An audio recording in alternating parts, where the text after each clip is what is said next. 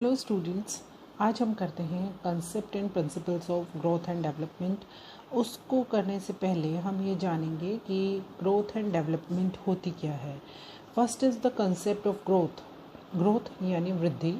It is the progressive increase in the size of a child और parts of a child, कि ये बढ़ना, एक बच्चे का बढ़ना, उसके साइज़ में, आकार में, उसके शरीर के अंगों में वृद्धि जो होती है वो ग्रोथ कहलाती है। देन अकॉर्डिंग टू फ्रैंक कहते हैं कि growth is regarded as multiplication of cells, ये कोशिकाओं का विभाजित होना है, as growth in height, weight, while development refers to the change in organism as a whole. विकास जो है वो एक ऑर्गेनिज्म का, एक पर्सन का एज अ होल पूरी तरह से चेंज होना कहलाता है।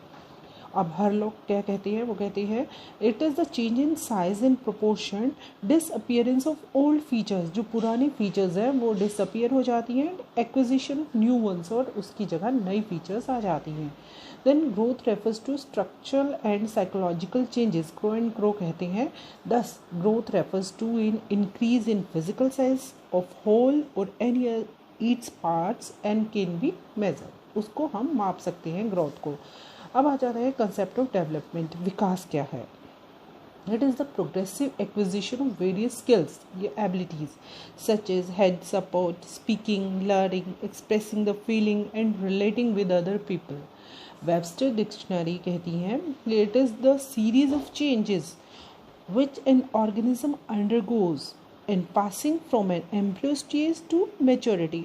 अब एम्ब्रियो है, एम्ब्रियोनिक स्टेज होती है, एक भ्रूणावस्था से मैच्योरिटी तक जो स्टेज होती है उसको वो डेवलपमेंट कहते हैं। इंसाइक्लोपीडिया कहते हैं ब्रिटानिका के, the term of development defined is the progressive change in size, shape and function during the life of an organism by which its genetic potential are translated into functioning adult system. So development include all those psychological changes that take in the functions and activities of different organs of an organism. Then there are different stages in the development। विकास की अलग अलग अवस्थाएं हैं, जिसमें सबसे पहली stage है infancy. Infancy को हम कहते हैं birth to 2 years। Then early childhood जो कि रहती है 2 साल से 6 साल तक। Letter childhood from 6 years to 12 years, 6 साल से 12 साल तक। एडोलिसेंट यानी किशोर अवस्था 12 साल से 19 साल तक, या हम टीन एज भी कहते हैं इस अवस्था को। Early childhood 19 years to 40 years। Late adulthood, early adulthood, then late adulthood 40 years to 65 years and old ages और 65 years, जो 65 साल से ऊपर के होते हैं उन्हें हम वृद्धावस्था में या ओल्ड एज कहते हैं उनको हम। फिर आ जाते हैं इसके फैक्टर्स। कौन कौन से फैक्टर्स हैं जो कि एक पर्सन की ग्रोथ एंड डेवलपमेंट को अफेक्ट करते हैं?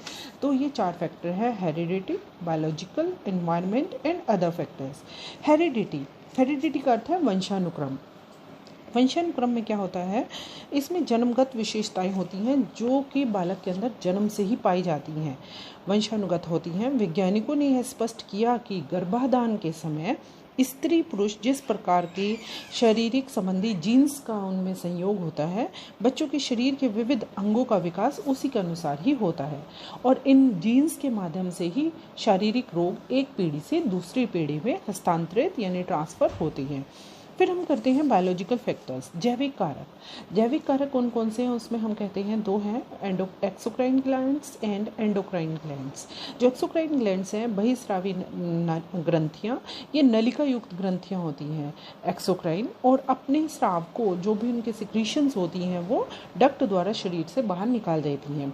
फिर है एंडोक्राइन ग्लैंड्स, ये नलिका विहीन ग्रंथियाँ होती हैं, यानी इनमें डक्ट्स नहीं होती है, तो और अपना स्राव जो भी सिक्रीशंस है वो सीधे ब्लड में डालती है, रक्त में डालती है।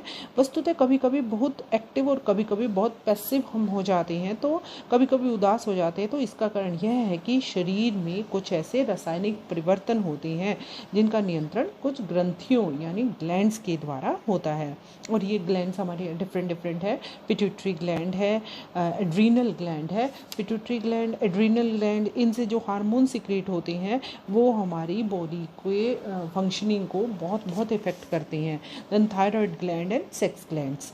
देन नेक्स्ट है second, third is the environment. Environment में हम पर्यावरण में क्या क्या चीज़ें सम्मिलित करते हैं। पहली है बेसिक नीड्स, जो हमारी मूलभूत आवश्यकताएं हैं, रोटी कपड़ा और मकान। ये सुविधाएं व्यक्ति के विकास को प्रभावित करती हैं। व्यक्ति के विकास के लिए ये सुविधाएं जितनी उत्तम होंगी उतना ही व्यक्ति का विकास अधिक होगा। और दूसरा है फैमिली बैकग्राउंड। फैमिली बैकग्राउंड यानी पारिवारिक परिवेश। व्यक्ति के विकास में उसका पारिवारिक परिवेश भी बहुत महत्वपूर्ण भूमिका निभाता है। आर्थिक रूप से संपन्न तथा सामाजिक रूप से प्रतिष्ठित परिवार में पलने वाले बच्चों का विकास उन बच्चों से ज़्यादा अच्छा होता है जिन्हें ये भौतिक सुविधाएं नहीं मिल पाती हैं। नेक्स्ट है डिजीज़ एंड इंजरीज। अगर रोग है, चोट है, दुर्घटना के कारण बालक का शारीरिक एवं मानसिक विकास भी प्रभावित होता है। गंभीर रोग में दी जाने वाली दवाइयों के साइड इफ़ेक्ट्स भी बालक के विकास को बाधित करते हैं। देन स्कूल जो विद्यालय है वो अपनी एक महत्वपूर्ण भूमिका निभाता है। जिन विद्यालयों में बालक के सर्वांगीण विकास हेतु समस्त साधन, सुविधाएं, अवसर, उनकी समुचित अवस्था होती है, उनमें अध्ययनरत छात्रों का विकास अच्छी प्रकार से होता है। विद्यालयों में अध्यापकों का व्यवहार बालक के विकास को मुख्य रूप से प्रभावित करता है। जिन विद्यालयों में शिक्षक स्नेहपूर्ण, सहानुभूतिपूर्ण व्यवहार करते हैं और विद्यार्थियों को उनकी समस्याओं के समाधान हेतु निर्देशन एवं परामर्श देते हैं, उन स्कूलों में पढ़ने वाले विद्यार्थियों का विकास अच्छी प्रकार से होता है। फिर नेक्स्ट सोसाइटी एंड कल्चर, समाज और संस्कृति। व्यक्ति का विकास समाज एवं संस्कृति द्वारा भी प्रभावित होता है, because human is a social animal. और समाज के दुख उसके अपने दुख हैं, सुख उसके अपने सुख हैं, तो उसका भी उस पर इफेक्ट पड़ता है। देन आ जाते हैं अदर फैक्टर्स। दूसरे कारक जो हैं वो उसमें आ जाती है इंटेलिजेंस यानी बुद्धि। बालक के विकास को प्रभावित करने वाले कारकों में बुद्धि का एक महत्वपूर्ण स्थान है। बुद्धि का बालक के विकास पर अधिक महत्वपूर्ण प्रभाव पड़ता है। कुशाग्र बुद्धि वाले बालकों का शारीरिक और मानसिक विकास तीव्र गति से होता है, जबकि मंद बुद्धि के बालकों का मानसिक विकास मंद गति से होता है। फिर आ जाता है लिंग भेद या सेक्स डिफरेंसेस। सेक्स डिफरेंस में आ जाता है, ये भी बालकों को विकास को प्रभावित करने वाले कारकों में प्रभावशाली कारक है। इसका प्रभाव बालक के शारीरिक मानसिक विकास पर पड़ता है। अध्ययन में भी देखा गया है कि जन्म के समय बालक का आकार जो है वो बालिकाओं के आकार की अपेक्षा थोड़ा बड़ा होता है, और उनके साइज़ में भी, जैसे लड़कों का साइज़ बड़ा होता है, हाइट बड़ी होती है as compare to girls. Then आ जाता है न्यूट्रिशन यानी पोषण। बालक के विकास का अन्य प्रभावी कारक उचित पोषण है। पोषण का बालक के विकास पर पूरा प्रभाव पड़ता है। अगर उसे उचित खाना मिलता है, स्वस्थ खाना मिलता है, तो उसकी बॉडी पर उसका गुड इफेक्ट होता है। लेकिन अगर खाना उसे संतुलित भोजन नहीं मिल रहा तो उसका बैड इफेक्ट पड़ता है उसकी बॉडी के डेवलपमेंट और ग्रोथ पर। देन है pure air, water and light. अगर शुद्ध हवा मिल रही है, जल मिल रहा है, प्रकाश मिल रहा है, तो बालक की ऑटोमेटिक ये है कि उसका शारीरिक और मानसिक विकास अधिक होगा, अच्छे से होगा। देन इकोनॉमिक कंडीशन या आर्थिक स्थिति। बालक विकास का अन्य प्रभावशाली कारक है इकोनॉमिक कंडीशन या आर्थिक स्थिति। अगर परिवार में बालक संपन्न परिवार में है तो उसका विकास शारीरिक और मानसिक विकास अच्छे से होगा। इसके विपरीत अगर आर्थिक रूप से कमजोर बालक है तो वो स्वयं से भी असंतुष्ट रहते हैं और उनका मानसिक और शारीरिक विकास धीमी गति से होता है। फिर हम देखते हैं इसके प्रिंसिपल ऑफ इंटर रिलेशनशिप, परस्पर संबंध का सिद्धांत। इसमें है कि इसके अनुसार बालकों के विभिन्न गुण परस्पर संबंधित होती हैं। बालक शारीरिक, मानसिक, भावनात्मक विकास में एक सह संबंध पाया जाता है। मतलब अगर किसी बच्चे का हम उदाहरण के लिए देखते हैं, अगर वो शारीरिक रूप से अच्छा है, स्वस्थ है, हेल्दी है, तो हम ये मान के चलते हैं कि वो मानसिक रूप से भी अच्छा होगा, स्वस्थ होगा, हेल्दी होगा। देन है प्रिंसिपल ऑफ इंडिविजुअल डिफरेंसेस, व्यक्तिगत भिन्नता का सिद्धांत। इस सिद्धांत के अनुसार बालक के विकास का क्रम तो समान रहता है, परंतु विकास की गति में विभिन्नताएं पाई जाती हैं। अर्थात उनकी बुद्धि एवं विकास व्यक्तिगत भिन्नता होती है। सभी बालकों में शारीरिक और मानसिक विकास की एक अपनी स्वाभाविक गति होती है।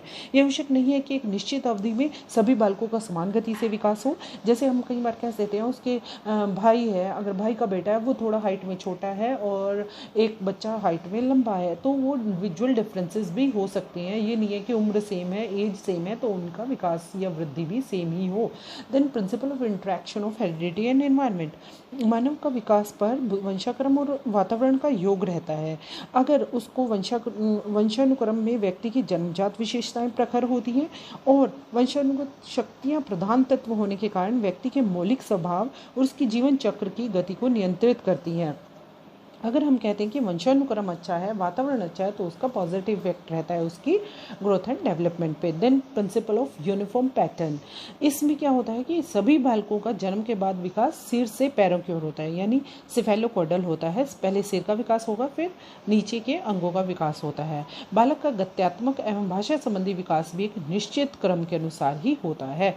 Then principle of general to specific responses, बालक के विकास में सभी क्षेत्रों में सबसे पहले सामान्य अनुक्रिया होती है, बाद में विशिष्ट अनुक्रियाएं होनी शुरू हो जाती हैं।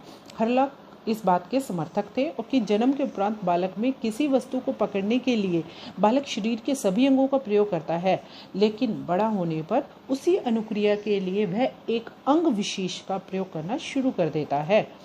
Then principle of direction of development, इस सिद्धांत को केंद्र से परिधि की ओर सिद्धांत भी कहा गया है। इसके अनुसार बालक का विकास सिर से पैरों की ओर होता है और व्यक्ति के सिर का विकास सर्वप्रथम होता है और फिर यह पैरों की ओर बढ़ता है, अर्थात जो अंग सिर से जितना दूर होगा उसका विकास उतना ही बाद में होगा। Then comes to the principle of continuous development, continuous development यानी सतत विकास का सिद्धांत। इसमें क्या होता है कि गर्भावस्था से प्रौढ़ावस्था तक विकास निरंतर चलता रहता है। बालक के जन्म के शुरुआती 3-4 साल में विकास की प्रक्रिया बहुत तेज होती है और बाद में वो मंद हो जाती है। तभी स्किनर ने भी कहा है कि किसी भी व्यक्ति में कोई भी परिवर्तन आकस्मिक नहीं होता, विकास एकाएक आरंभ ना होकर सतत होता है। उदाहरण के लिए दांतों का विकास भ्रूण अवस्था में प्रारंभ होता है, जो जन्म के 6 महीने के बाद ही मसूड़ों से बाहर निकलते हैं। देन है principle of spiral development, spiral यानी रेखीय विकास। व्यक्ति के विकास में एक रेखा के रूप में सीधा ना होकर वो पेचदार स्पाइरल होता है, गोल गोल घूमता है। विकास एक सीधी रेखा में ना होकर कई कड़ियों में विभक्त रहता है, जो आगे पीछे बढ़ते हुए परिपक्वता की ओर प्राप्त करता है। Then principle of predictability, predictability यानी पूर्वानुमानता का सिद्धांत। व्यक्ति में विकास का क्रम समान रहते हैं, लेकिन उसकी गति भिन्न होती है। फिर भी मनोवैज्ञानिक बालकों पर परीक्षण करके उनके शारीरिक और मानसिक विकास के बारे में भविष्यवाणी कर सकते हैं। जैसे इससे व्यक्ति की रुचि और व्यवहार का अनुभव पर भविष्य के बारे में अनुमान लगाया जा सकता है। ओवेन ने भी अपनी स्टडीज में कहा था कि तर्क एवं बौद्धिक प्रकारों में विकास के प्रतिमानों की भविष्यवाणी संभव है, कि हम विकास का भविष्य कर सकते हैं, भविष्यवाणी कर सकते हैं। Then principle of sequence development, sequence development होता है विकास क्रम का सिद्धांत। व्यक्ति का विकास एक निरंतर और क्रमिक रूप से चलने वाली प्रक्रिया है। कई अवस्थाओं से ये होकर गुजरता है, जिस सभी अवस्थाओं की अपनी अपनी कुछ ना कुछ विशेषताएं होती हैं, फिर भी उनके लक्षणों के आधार पर उनको अलग अलग किया जा सकता है। तब हम कहते हैं कि ये जो है वो एक सीक्वेंस में होता है और विकास की इस प्रक्रिया में प्रत्येक अवस्था के अनुभवों का एक विशेष महत्व होता है, जिसकी अवहेलना नहीं की जा सकती। ये थे principles of development. Then role of teacher in facilitating the growth and development. अब हम कहते हैं कि टीचर क्या कर सकते हैं।